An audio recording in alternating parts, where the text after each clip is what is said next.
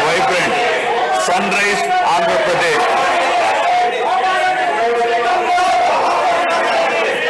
The then government focused on the inherent strengths of the successor state of Andhra Pradesh, 974-kilometer coastline, providing opportunities for port-led development and requisite environment for manufacturing activities. The fertile river plains supporting agriculture and allied activities, the passing of 3 industrial corridors through the state, the rich natural and human resources. A reflection on the state's performance during the 5-year period of 2014 to 19 gives a clear picture of the balancing act between development and welfare.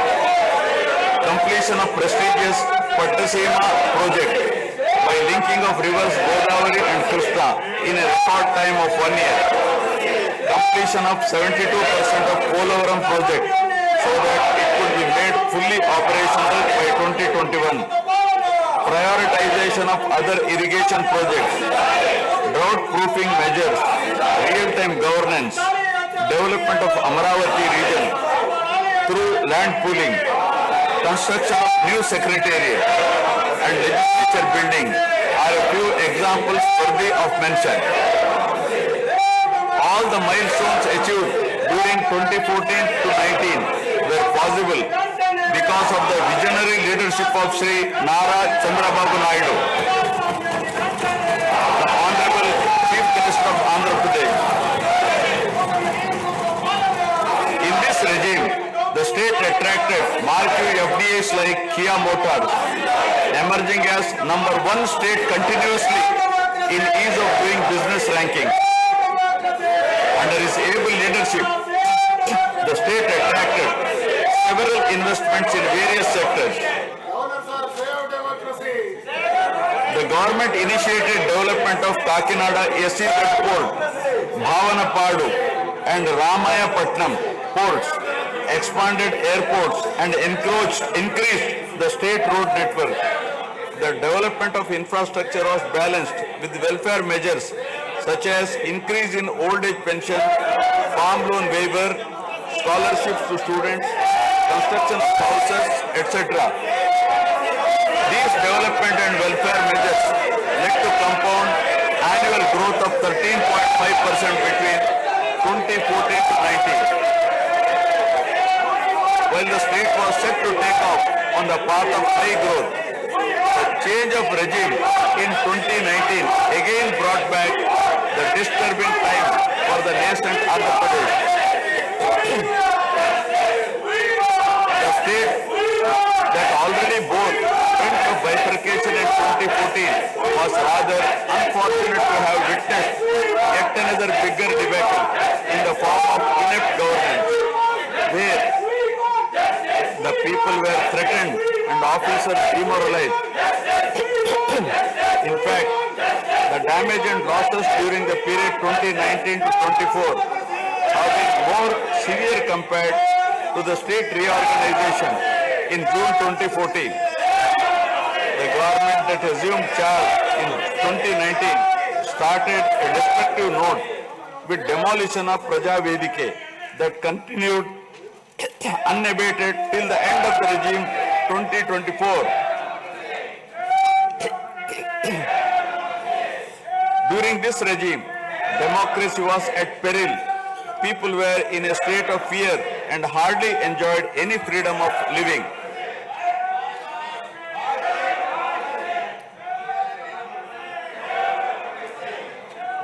The regime revenge politics had severely hampered the state's prospects for prosperity and growth. Even the Honorable High Court of Andhra Pradesh had sought to convene a judicial inquiry into whether there is a constitutional breakdown in the state. The biggest damage was done to the brand AP. No noteworthy companies came forward to invest in the state. The corrupt practices at all levels, coupled with weaponization of instruments of governance across revenue earning departments for personal gains, sabotaging of checks and balances, made several state institutions and private companies defunct and forced the existing enthusiastic investors and entrepreneurs to move out of Andhra Pradesh to other states. The uncertain environment which rocked the confidence of the people in general and investors in particular started showing impact on the state finances, leaving them in a mess. Fiscal prudence was abandoned. Expenditure was beyond means in spite of limited revenue growth, and debt and liabilities rose sharply. Financial management is manifested by diversion of funds, higher taxation despite high inflation, increase in power sector liabilities, neglect of capital expenditure which eventually resulted in slowing down of the economy.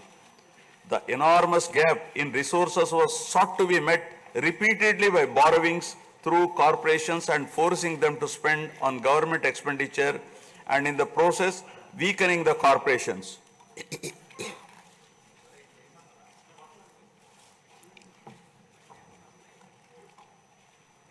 In view of the inordinate delay in clearance of the bills due to strained financial position of the state, many vendors and contractors have approached the High Court of Andhra Pradesh for relief and filed cases against the government. About 25,000 cases have been filed for bill payments, which is unprecedented. The sheer number of contempt cases with personal appearances and arrest warrants against officials in several cases resulted in systematic humiliation and victimization of bureaucracy. This led to complete demoralization of administrative machinery. The capital expenditure reduced by 60% in 2019-24 compared to 2014-19. Departments such as water resources and transport, roads and buildings, which undertake substantial capital works, were left critically short of funds to carry out any works. The capital expenditure on water resources has reduced by 56%, and that on roads and buildings by an alarming 85% during this period. The compound annual growth rate of states-owned tax revenue slipped from 12.8% to 8.1% during this period. On the other hand, the revenue expenditure increased from 7.8% to 10.5%, whereas the capital expenditure growth declined steeply from 26.4% to 3.4%. Lower share of capital expenditure to public debt occurred during the period 2019 to 24 is a clear indicator that the government met revenue expenditure also through borrowed funds. The CAGR in per capita debt has been higher at 14%, while the CAGR in per capita income is only 9.7%. This reflects the fiscal profligacy of the previous regime as no capital formation took place. The Amaravati capital region, envisioned as the focal point of growth for the nascent state of Andhra Pradesh, was totally destroyed. With an attempt to scrap the Amaravati dream, the government confused the people with its malicious three capital cities idea under the guise of decentralized governance. During the period 2019-24, no irrigation project, no industries, no infrastructure relating to roads, buildings, hospitals, drinking water was taken up. Cancellation of MOUs in energy sector and other infrastructure projects further demonstrated the negative attitude of the government. Such disastrous decisions, unmindful of consequences, have led to unrest among the youth and job aspirants. Prevalence of uncertain environment has eventually led the youth towards addiction of illegal substances, causing a drug menace. The mental unrest and agony were not limited to the geographical boundaries of the state. The Telugu speaking people all around the world were upset and demoralized by the uninspiring deeds of the government. They anxiously and desperately waited for a change in governance that would take them forward in the 21st century. The progressive public policies of the AP government during 1996 to 2004 have today led to empowerment of Telugu people globally, enabling them to be amongst the highest earning Indian diaspora.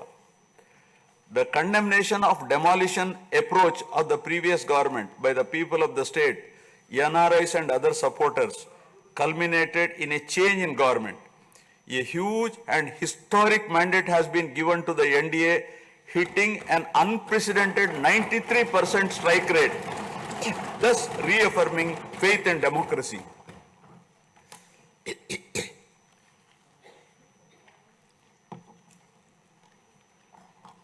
I sincerely congratulate the people of Andhra Pradesh for their wisdom in electing a government that discharges its duties with a futuristic view. Hordes of Andhra people had come from various regions to be part of this historic mandate in favor of future of Andhra Pradesh.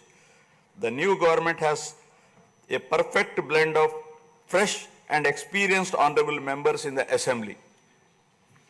I once again welcome all the members who will be instrumental in making right policies in the interest of good governance and in the spirit of cooperative federalism. Honorable members, at this juncture, I feel it is also important to recall the glorious past of Andhra Pradesh, renowned as Annapurna, rice bowl of India. The state used to support other states in ensuring food security. As a leader of self-help group concept, Andhra Pradesh stood out as an example in developing entrepreneurship, knowledge economy, and cultivating thrift amongst poor women. Use of IT in all areas of welfare and development was the cornerstone of state's vision. The misrule of the previous government, which lacked transparency, have compelled this government to put the facts before the people about the disruption of systems and rampant corruption prevailing during the last 5-year term.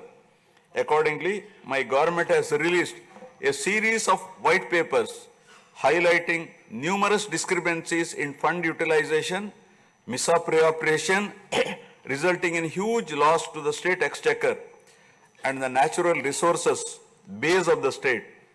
I would present some of the key takeaways of the white papers. Completion of Polavaram, the lifeline of Andhra Pradesh, is of the highest priority. The Polavaram project has been completely derailed.